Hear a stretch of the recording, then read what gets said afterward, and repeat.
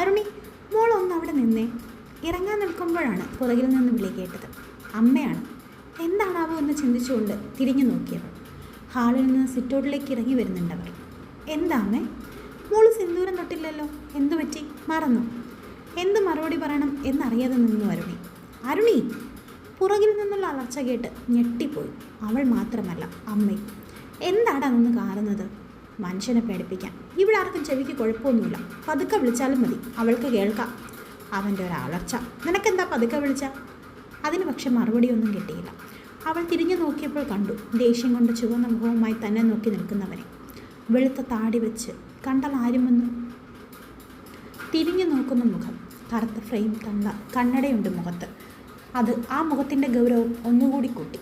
അവൻ്റെ മുഖം ഒന്നുകൂടി ചുവപ്പിയേറി. പേടി കൊണ്ട് അവളുടെ ഉള്ളമൊന്ന് വിറച്ചു. അമ്മയ്ക്കറിയില്ലേ ഞങ്ങൾക്ക് പോകാനുള്ള ടൈമായുമെന്ന്? ഇത്ര നേരം പറയാനില്ലായിരുന്നു എന്ത് കാര്യമാണ് ഇപ്പോൾ പറയാനുള്ളത്? ഒന്നുമില്ല എൻ്റെ ജിത്തു, മോള് സിന്ദൂരം തൊട്ടിട്ടില്ല, മറന്നു തോന്നുന്നു. അവൻ ഇനി അതിന് വഴക്ക് പറയേണ്ട എന്ന് കരുതിയാണ് അവർ അങ്ങനെ പറഞ്ഞത്. മകന് മൂക്കത്താണ്ട് ശുണ്ടി എന്നമ്മയ്ക്കറിയാം.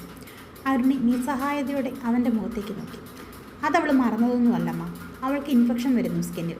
സോ ഞാനാണ് പറഞ്ഞത് തൊടണ്ട എന്ന്. കടയിൽ നിന്ന് വാങ്ങുന്നതല്ലേ. എന്നിട്ട് ഇത്രയും ദിവസം അവൾക്കൊരു പ്രശ്നവും ഇല്ലായിരുന്നല്ലോ, ഇപ്പം പെട്ടെന്ന് എന്ത് പറ്റി? എന്നാൽ പിന്നെ നീ അവൾക്ക് എന്തെങ്കിലും മരുന്ന് കൊടുക്കതിന്. ഇങ്ങനെ ക്വസ്റ്റ്യൻ ചെയ്യാൻ മാത്രം എന്താണ് ഇതിലുള്ളത്? അവളത് തൊട്ടില്ല എന്ന് കരുതി എൻ്റെ ഭാര്യ അല്ലാതാവില്ലല്ലോ. Then what is the problem? And you know അമ്മ, I don't believe this silly things. ഇത്രയും ദിവസം അവളത് യൂസ് ചെയ്തപ്പോൾ ഒന്നും പറയാത്തത് മനഃപൂർവ്വമാണ്. അവളുടെ ഇഷ്ടം നടന്നോട്ടെ എന്ന് കരുതി. Now she is come with me. So എൻ്റെ ഇഷ്ടമാണ് ഇമ്പോർട്ടൻറ്റ്. ആൻഡ് അവൾക്കിതിനു വേണ്ടി ഒരു ഡോക്ടറെ കൺസൾട്ട് ചെയ്യേണ്ട ആവശ്യമില്ല. Come, let's go, getting late. അവളെ നോക്കിക്കൊണ്ടവൻ മുന്നിൽ നടന്നു. അരുണി അമ്മയെ നോക്കി പോവുകയാണെന്ന് തലയണയ്ക്ക്. അവളുടെ കണ്ണുകളിൽ വിഷാദം നിറഞ്ഞിരുന്നു. നിറഞ്ഞു വന്ന കണ്ണുകൾ തുടച്ചുകൊണ്ട് ഗേറ്റ് കടന്നു പോകുന്ന കാർ നോക്കി നിന്നു ആ അമ്മ. പിന്നെ തിരിഞ്ഞ് അകത്തേക്ക് നടന്നു.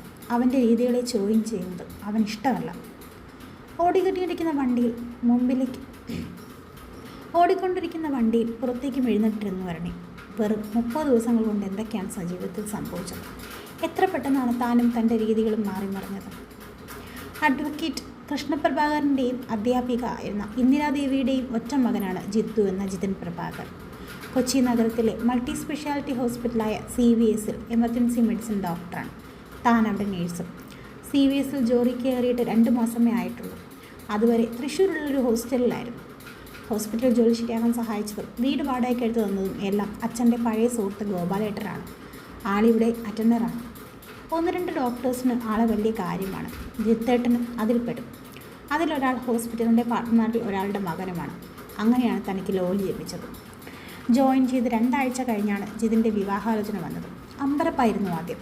എല്ലാം കൊണ്ടും തന്നെക്കാൾ മുതിർന്ന കുടുംബം. അംഗീകരിക്കാൻ കഴിഞ്ഞില്ല. വേണ്ട എന്ന് തന്നെയാണ് മനസ്സ് പറഞ്ഞത്. അത് അവനോട് നേരിട്ട് പറയുകയും ചെയ്തു. ഇതുവരെ ആരോടും ദേഷ്യപ്പെട്ടിട്ട് കണ്ടിട്ടില്ല എന്ന അറിവ് അവനോട് സംസാരിക്കാനുള്ള ഭയമില്ലാതാക്കി. പക്ഷേ അതുകൊണ്ടൊന്നും അവൻ പിന്മാറിയില്ല എന്ന് മാത്രമല്ല, ഒരാഴ്ച കഴിഞ്ഞപ്പോൾ അച്ഛനെയും അമ്മയും വീട്ടിലേക്ക് പറഞ്ഞയച്ചു. അപ്പോഴാണ് അറിഞ്ഞത് ഗോപാലേട്ടൻ വഴി ആൾക്കെല്ലാം അറിയാമെന്നത്.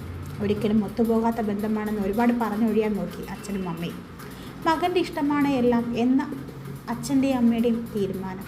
തൻ്റെ ജീവിതം സുരക്ഷിതമായി എന്ന അച്ഛൻ്റെയും അമ്മയുടെയും ആശ്വാസം, അവരുടെ സന്തോഷം, അതെല്ലാം തന്നെ കൊണ്ട് സമ്മതമുള്ള നിർബന്ധിതയാക്കി. അപ്പോഴും പേടിയായിരുന്നു. ഒന്നുകൊണ്ടും ഒത്തുപോകാത്ത 2 കുടുംബങ്ങൾ.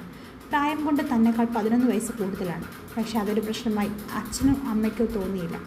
അച്ഛനും അമ്മയും തമ്മിൽ അതിനേക്കാൾ പ്രായവ്യത്യാസമുണ്ട്. അവർക്കിടയിൽ അതുകൊണ്ട് ഒരു തരത്തിലുള്ള പ്രശ്നമൊന്നും ഉണ്ടായിട്ടില്ല.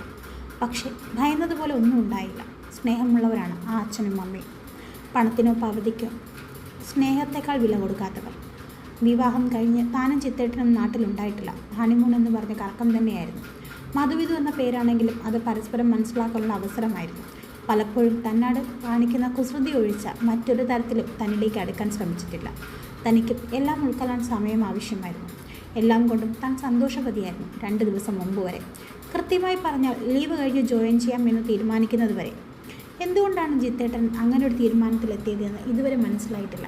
അതിൻ്റെ ബാക്കിയാണ് ഇപ്പോൾ വീട്ടിൽ നിന്ന് ഇറങ്ങുമ്പോൾ കണ്ടത്. താലിയും സിന്ദൂരവും വേണ്ട എന്ന്. ഇതുവരെ എങ്ങനെ പോയിരുന്നു അതുപോലെ മതിയെന്ന്. ഇതുവരെ ആരും അറിയാത്ത കാര്യം ഇനി അറിയിക്കേണ്ടായിരുന്നു.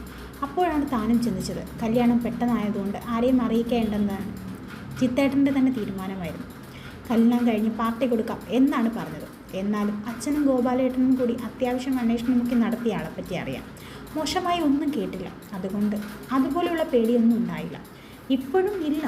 പക്ഷേ ഇതിപ്പോൾ ഇങ്ങനെ പറയാൻ കാരണം എന്താണെന്ന് മനസ്സിലാവുന്നില്ല. പെട്ടെന്നാണ് വണ്ടി നിന്നത്. ഉറക്കത്തിൽ നിന്നുള്ള പോലെ ഞെട്ടിയവൾ എന്ത് എന്ന ഭാവത്തിൽ ജിതിനെ നോക്കി. എന്താണ് ഇത്ര ആലോചിക്കാനുള്ളത്? ഞാൻ പറഞ്ഞില്ലേ പാർട്ടിയുടെ കാര്യം തീരുമാനിക്കുന്നവരെ മാത്രമാണെന്ന്. അവൻ്റെ സ്വരത്തിൽ ദേഷ്യം നിറഞ്ഞിരുന്നു. വല്ലാതെ സങ്കടം വന്നു അരുണിക്ക്. കണ്ണ് നിറഞ്ഞു. ആരോടും ഒന്നും പറയണ്ട എന്ന് പറഞ്ഞെങ്കിലും ഇതുപോലെ ദേഷ്യം വിടുമെന്ന് ചിന്തിച്ചിരുന്നില്ല. അവൾ അനങ്ങാതിരിക്കുന്നത് കണ്ട് ചോദ്യഭാവത്തിൽ അവൻ നോക്കി. Aruni, did you hear me? ആ, എന്താ പറഞ്ഞേ? Why are you silent Aruni? And what is your problem? അത് എനിക്ക് നിനക്ക് എന്താ അരുണി? വെറുതെ ടൈം വേസ്റ്റ് ചെയ്യാതെ കാര്യം പറ. എൻ്റെ ഭാര്യയായി എല്ലാവർക്കും മുന്നിൽ കാണിക്കാൻ നാണക്കേട് തോന്നുന്നുണ്ടോ? അതുകൊണ്ടാണോ ആരോടും ഒന്നും പറയണ്ടെന്ന് പറഞ്ഞത്? ഭയം കൊണ്ട് വാക്കുകൾ ഇടറുന്നുണ്ട്. അവൻ്റെ മുഖത്തേക്ക് നോക്കാതെയാണ് അവൾ ചോദിച്ചത്. അവളുടെ വാക്കുകൾ നൊമ്പരം നിറഞ്ഞിരുന്നു. അറിഞ്ഞുകൊണ്ടല്ല, അറിയാതെ നാവിൽ നിന്ന് വീണതാണ് ആ ചോദ്യം. അതുകൊണ്ടാണോ മണ്ണിൽ നിന്ന് ഇറങ്ങാതെയുള്ള ഈ സംസാരം? ഇനി ഇതും ആരും കാണണ്ടെന്ന് കരുതിയാണോ? സങ്കടം കൊണ്ട് അവളുടെ നെഞ്ചു വിങ്ങി. What are you saying Aruni? അതൊന്നുമല്ല. താൻ ഇവിടെ വന്നിട്ട് കുറച്ച് ദിവസമേ ആയിട്ടുള്ളൂ. അപ്പോഴേക്ക് നമ്മുടെ കല്യാണം കഴിഞ്ഞു എന്ന് പറഞ്ഞാൽ അത് മറ്റുള്ളവർ എങ്ങനെ അക്സെപ്റ്റ് ചെയ്യുമെന്ന് അറിയില്ല. മേ ബി തന്നെക്കുറിച്ച് എന്തെങ്കിലും മോശമായി പറയും. അത് ഞാൻ ഇഷ്ടപ്പെടുന്നില്ല. അത്രയേ ഉള്ളൂ, നത്തിങ് എൽസ്. അപ്പോൾ ഞാൻ മോശക്കാരിയാണെന്ന് പറയും എന്നാണോ? നമ്മുടേത് അറേഞ്ച് മാരേജ് അല്ലേ? അപ്പോൾ ഇങ്ങനെയൊക്കെ ചിന്തിക്കാനുണ്ടോ? അങ്ങനെ മറ്റുള്ളവർ എന്ത് കരുതും എന്ന് ചിന്തിക്കാൻ നമ്മൾ തെറ്റൊന്നും ചെയ്തില്ലല്ലോ. അവൾക്ക് വല്ലാതെ നൊന്തു. അവനും അങ്ങനെയാണോ ചിന്തിക്കുന്നത് എന്ന തോന്നൽ. എന്തൊക്കെയോ അവനോട് ചോദിക്കണമെന്നുണ്ട്. പേടികൊണ്ട് അവൾക്കതിന് കഴിഞ്ഞില്ല. അല്ലടും, അങ്ങനെയല്ല. എല്ലാം കൊണ്ടും പെട്ടെന്ന് പ്ലാൻ ചെയ്തതുകൊണ്ട് നമുക്ക് പ്രത്യേകിച്ചൊന്നും പ്ലാൻ ചെയ്യാൻ പറ്റിയില്ലല്ലോ. ആരോടും പറയാനും പറ്റിയില്ല. സോ അത് അസൂയക്കാർ ചിലരെങ്കിലും തന്നെ അങ്ങനെ പറഞ്ഞാൽ അതെനിക്ക് ഇഷ്ടമാകില്ല. അത്രയേ ഉള്ളൂ. നമുക്ക് കുറച്ച് ദിവസം കഴിഞ്ഞാൽ എല്ലാവരെയും വഹിച്ചൊരു ഗ്രാൻഡ് പാർട്ടി കൊടുക്കാം. അത് ഞാൻ മുന്നേ പറഞ്ഞില്ലേ തന്നോട്. പിന്നെ നമുക്ക് കാണാമല്ലോ ഹോസ്പിറ്റലിൽ വെച്ച്. ഇപ്പോൾ ഇറങ്ങാം, ലേറ്റാവും. പിന്നെ ഇനി ആരെങ്കിലും നമ്മൾ ഒരുമിച്ച് വരുന്നത് കണ്ട് എന്തെങ്കിലും ചോദിച്ചാൽ ലിഫ്റ്റ് തന്നതാണെന്ന് പറഞ്ഞാൽ മതി. താനിപ്പോൾ എൻ്റെ വീട്ടിനടുത്താണ് താമസമെന്ന് പറഞ്ഞാൽ മനസ്സിലായില്ലേ? വല്ലാത്ത ഉറപ്പുണ്ടായിരുന്നു അവൻ്റെ വാക്കുകൾക്ക്. മനസ്സ് വിങ്ങിക്കൊണ്ട് അവൾ വണ്ടിയിൽ നിന്ന് ഇറങ്ങാൻ നോക്കി. പക്ഷെ അപ്പോഴേക്കും അവൻ്റെ കൈകൾ അവളെ വലയം ചെയ്തിരുന്നു. അവൻ ചുറ്റിലും നോക്കി. ആരുമില്ല എന്ന് ഉറപ്പുവരുത്തി. പിന്നെ അവളുടെ ചുടികളിൽ അമർത്തി ചുംബിച്ചുകൊണ്ട് കാതോരം ചുണ്ടു ചേർത്ത് പറഞ്ഞു, വിഷമിക്കേണ്ട, കുറച്ച് ദിവസം മാത്രം ഇങ്ങനെ മതി കേട്ടോ. എല്ലാം ഞാൻ ശരിയാക്കും. അവൻ ഒന്നുകൂടി അവളുടെ ആദരങ്ങളിൽ ചുംബിച്ചു. എന്തുകൊണ്ടോ അവൾക്കതൊന്നും ആസ്വദിക്കാൻ കഴിഞ്ഞില്ല. അവൻ പറഞ്ഞതൊന്നും ഉൾക്കൊള്ളാൻ കഴിഞ്ഞില്ല. ഇതൊക്കെ ഒരു കാരണമാണ്. പക്ഷെ അവൻ ചേർത്ത് പിടിച്ചപ്പോൾ ഉള്ളിലൊരു തണുപ്പ് നിറഞ്ഞു. ഉള്ളം വല്ലാതെ നിറഞ്ഞതിന് ഇത്തിരി ആശ്വാസം തോന്നി. ഇതുവരെ തന്നെ വേദനിപ്പിക്കുന്ന തരത്തിൽ ഒന്നും ചെയ്തിട്ടില്ല. കഴിഞ്ഞ കുറച്ച് ദിവസങ്ങൾ സ്വർഗമായിരുന്നു. താനും ചിത്തേട്ടനും മാത്രമുള്ള കുഞ്ഞു സ്വർഗം. മറ്റാരും അതിനിടയ്ക്കിൽ വരുന്നത് ആൾക്കിഷ്ടമായിരുന്നില്ല. തിരിച്ച് ജോയിൻ ചെയ്യുന്നതിന് മുമ്പേ നമുക്ക് മാത്രമായി കുറച്ച് ദിവസങ്ങൾ എന്ന് പറഞ്ഞാണ് വിവാഹം കഴിഞ്ഞ് 3-ാം നാൾ പറഞ്ഞത്. തൻ്റെ കാര്യത്തിൽ ആളിത്തിരി പോസിറ്റീവാണെന്ന് തോന്നിയിട്ടുണ്ട്. ഒരിക്കലും പോകില്ല എന്ന് ഓർത്ത സ്ഥലങ്ങളിലൊക്കെ പോയി. കാണാത്ത കാഴ്ചകൾ കാണിച്ചു. ഇന്ത്യക്ക് പുറത്തു പോകാനായിരുന്നു ആൾക്കിഷ്ടം. പക്ഷേ തനിക്ക് പാസ്പോർട്ടില്ല എന്ന കാരണം കൊണ്ടാണ് അത് നടക്കാതിരുന്നത്. അത്രയൊക്കെ തന്നെ കൈവഴിൽ കൊണ്ട് നടന്നിട്ട് ഇപ്പോൾ എന്താ ഇങ്ങനെ ചിന്തിക്കാം? യാന്ത്രികമായാണ് അവൾ ഹോസ്പിറ്റലിലെത്തിയത്. മനസ്സ് വല്ലാതെ നോക്കും. എന്തിനാ ഇങ്ങനെ?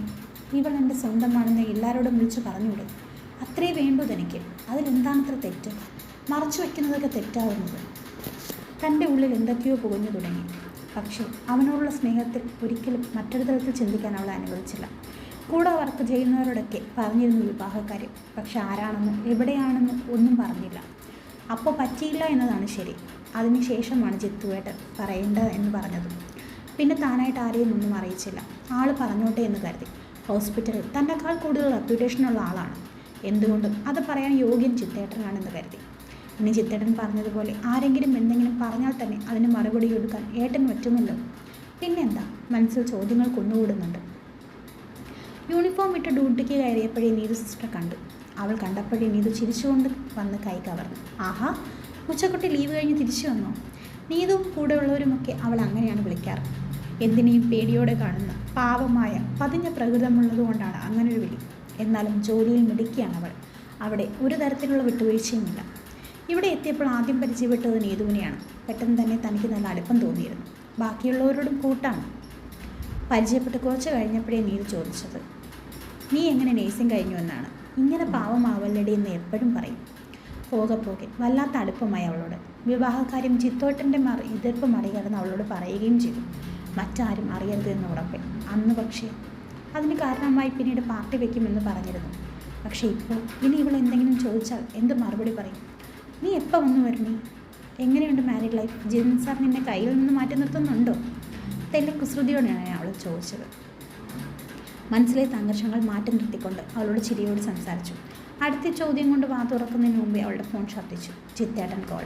ഹലോ, എന്തോട്ട്? ഹലോ, എന്താ ചിത്തേട്ടാ? ഇങ്ങോട്ട് വാ. അത്രേ അവൻ പറഞ്ഞോളൂ. ഇപ്പോൾ വരാം. കോൾ കട്ടായതും നീതുവിൻ്റെ കളിയാക്കി ചിരി കണ്ട് അവളുടെ കവിളുകളിൽ ചുവപ്പ് കടന്നു. ഒരിത്തിരി നേരം കാണാതിരിക്കാൻ പറ്റില്ല എന്നായി അല്ലേ? ഒന്ന് പോയി. അതൊന്നുമല്ല, എന്തെങ്കിലും പറയാനുണ്ടാവും. പിന്നെ അത് ഫോണിൽ പറഞ്ഞാൽ നീ കേൾക്കില്ലേ? അതൊന്നുമല്ല. ഡോക്ടർ സാർജിന് എനർജിക്കുള്ള മരുന്ന് കിട്ടാൻ വേണ്ടിയാണ്. അയ്യേ, ഒന്ന് പോയേ നീതു. എന്തെങ്കിലുമൊക്കെ അങ്ങ് പറഞ്ഞോളൂ. പിന്നെ അതിനൊരു ലൈസൻസും ഇല്ല. പിന്നെ ഒന്ന് പോടി. എന്തായാലും നിന്ന് വൈകണ്ട, വേഗം പൊക്കോ. നീതുവിൻ്റെ കൈത്തണ്ടയിൽ തട്ടിക്കൊണ്ട് തിരിഞ്ഞു നടന്നോളൂ. അപ്പോഴും കവിളിനവളുടെ ചുവപ്പ് മായാതെ നിന്നിരുന്നു. തൻ്റെ ക്യാബിനിൽ അരുണിയെ കാത്തിരിക്കുകയാണ് ജിതിൻ. അവൻ വല്ലാതെ അക്ഷമനായിരുന്നു. കൈകൾ കൂട്ടിത്തുമ്മി. ചെയറിലേക്ക് ചാഞ്ഞു. അരുണി, തുമ്പപ്പൂവിൻ്റെ നൈർമല്യമുള്ള പെണ്ണ്, പതിഞ്ഞ ശബ്ദമുള്ള ഇളം ചുവപ്പാർന്ന കുഞ്ഞു ചുണ്ടുകൾ, കട്ടിപ്പുരുകങ്ങളും നീണ്ട നാസികയുമുള്ള വിടർന്ന കണ്ണുകളുള്ള ചന്ദനത്തിൻ്റെ ഗന്ധമുള്ള പെണ്ണ്, മത്തുപിടിപ്പിക്കുന്ന സൗന്ദര്യമുള്ള പെണ്ണ്. ആ കണ്ണുകളിൽ എപ്പോഴും ശാന്തതയാണ്, ചിലപ്പോൾ ഭയവും, മറ്റു ചിലപ്പോൾ പ്രണയം, തന്നോടുള്ള പ്രണയം. ജിതിന് സ്ഥിരകളിൽ രക്തയോട്ടം കൂടുന്നത് പോലെ തോന്നി, മത്തു പിടിക്കുന്നത് പോലെ. അവൻ്റെ മനസ്സിലേക്ക് അവളുടെ കൂടെ ഉണ്ടായിരുന്ന മതിവിധ നാളുകളിലേക്ക് പോയി, പലതും മടക്കി പിടിച്ച ആ നാളുകളിലേക്ക്. അവളെ കണ്ട് പലരും കണ്ണുകളിൽ തിളക്കവുമായി നോക്കി നിന്നത് താൻ കണ്ടതാണ്. എന്നിട്ടും അവളിപ്പോൾ തനിക്ക് സ്വന്തമാണ്, തൻ്റെ മാത്രം. സൗന്ദര്യമുള്ളതെന്തും തനിക്ക് സ്വന്തമായിരിക്കണം, തനിക്ക് അനുഭവിക്കണം എന്നും മതിയാവുള്ളൂ. അവനവളെ കാണണമെന്ന് തോന്നി, ഭ്രാന്തമായി ചുംബിക്കണമെന്ന് തോന്നി. അടക്കി വെച്ച മോഹങ്ങളിലൊക്കെ അവളിലേക്ക് പകരണമെന്നും അവളിൽ നിന്നും പലതും സ്വന്തമാക്കണമെന്നും.